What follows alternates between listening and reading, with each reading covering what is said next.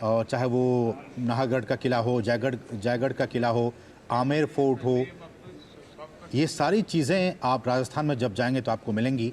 और उन्हीं में से ये एक जो टूरिस्ट प्लेस है, काफ़ी लोग यहाँ पे जाना पसंद करते हैं। हवा महल है जिसके लिए दूर दूर से देश विदेश के लोग यहाँ पे आते हैं और इसे भी वर्ल्ड हेरिटेज लिस्ट में शामिल किया गया है।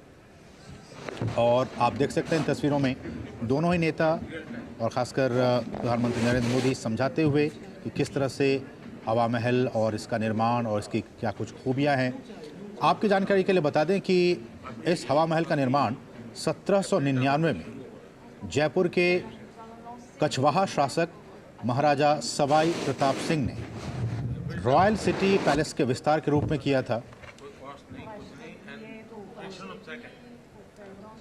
और आज ये शहर के सबसे लोकप्रिय टूरिस्ट अट्रैक्शन में से एक है। और जब आप गए होंगे, देखे होंगे, 5 मंजिला ये हवा महल एक समृद्ध, इसका जो बाहरी भाग है, और रिकॉर्ड के मुताबिक लालचंद उस्ताद द्वारा भगवान कृष्ण के मुकुट के आकार में डिज़ाइन किया गया था इस हवा महल को। हवा महल के सबसे ऊपरी हिस्से तक पहुंचने के लिए जो टूरिस्ट वहां जाते हैं वो रैंप का इस्तेमाल करते हैं। और इस स्मारक की जो सबसे आकर्षक, जो सबसे दिलचस्प बात यह है कि इसमें आप देख सकते हैं 900 से ज़्यादा छोटी छोटी खिड़कियां हैं, विंडोज़ हैं। 953, अगर मैं गलत ना हूं, 953 छोटी खिड़कियां हैं और इनमें काफ़ी बारीक तरीके से नक्काशी की गई है, जिन्हें हम झरोखा भी कहते हैं। तो इन छोटी खिड़कियों को झरोखा भी कहा जाता है। और सालों पहले जब इसका निर्माण किया गया था तो इसके पीछे की वजह यही थी कि ये कई राजपूत परिवारों के लिए गर्मियों के मौसम में एक विश्राम स्थल के तौर पर काम करता था। इसे इस तरह से डिज़ाइन किया गया था कि ताकि इसमें जो हवा है वो लगातार आती रहे और गर्मियों के दौरान जब यहाँ पे लोग जाएं तो उन्हें भी राहत मिले, हवा उन्हें मिलती रहे। तो आप देखिए, जो तस्वीरों में भारत की विरासत आपको दिख रही है, भारत की विरासत के साथ साथ कितनी उन्नत तकनीक थी आर्किटेक्चर की, वो भी आपको दिखाई दे रही है।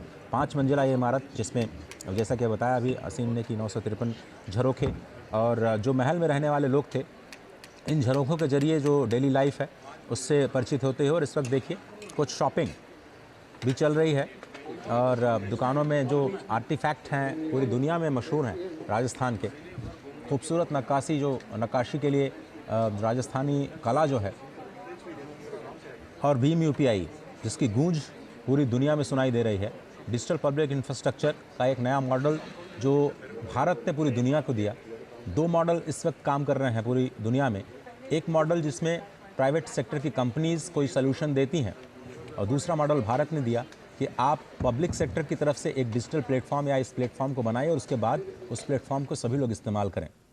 भीम यूपीआई एक ऐसा ही प्लेटफॉर्म जिसने डिजिटल पेमेंट्स के इतने सारे रिकॉर्ड बनाए कि पूरी दुनिया में एक अद्वितीय प्लेटफॉर्म के रूप में उभरा है। और आप देख रहे हैं कुछ तस्वीरें हवा महल के बाद लोकल शॉपिंग सेंटर्स में जाते हुए भीम यूपीआई के ज़रिए कैसे लोग पेमेंट्स रिसीव करते हैं, इसके बारे में जानकारी देते हुए। और ये भीम यूपीआई कैसे भारत के बैंकिंग सेक्टर को एक धागे में जोड़ करके आपसी लेन देन को कैसे आसान बनाया है, उसकी एक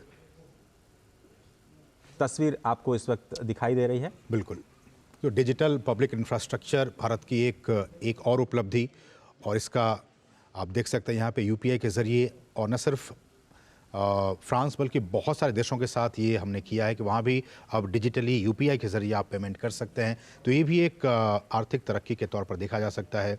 भूटान के साथ भी हमने देखा कि अभी हमने किया। तो इस तरह से तमाम देशों के साथ भारत लगातार इस बात की कोशिश कर रहा है कि वहाँ भी यूपीआई के ज़रिए पेमेंट संभव हो सके। डिजिटल पब्लिक इंफ्रास्ट्रक्चर का ये एक बेहतरीन नमूना, एक बेहतरीन उदाहरण। और मुझे लगता है कि जब ये आर्टिफैक्ट को देख रहे हैं इस वक्त मेहमान राष्ट्रपति, शायद वो यूपीआई के ज़रिए अगर वो, मुझे लगता है कि शायद पेमेंट करें। उनके हाथ में मुझे अयोध्या का नवनिर्मित राम मंदिर प्रतिकृति मुझे दिखाई पड़ रही है।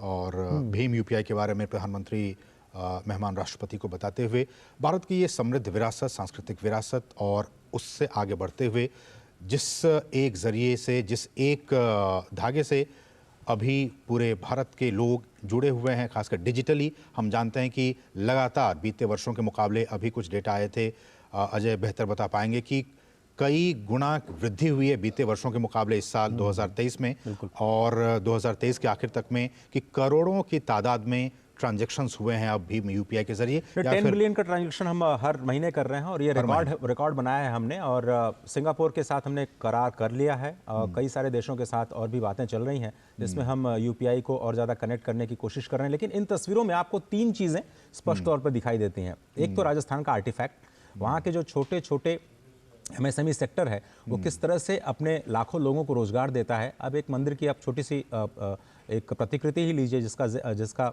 अवलोकन ये दोनों नेता कर रहे हैं, कैसे ये लाखों लोगों को रोजगार देता हुआ आर्टिफैक्ट पूरी दुनिया में अपनी जगह बना रहा है। और हम वोकल फॉर लोकल की बात करते रहते हैं प्रधानमंत्री लगातार, और खुद वो करके दिखाते हैं। ये खूबी है प्रधानमंत्री मोदी की कि जो वो कहते हैं, अपील करते हैं सिटीजन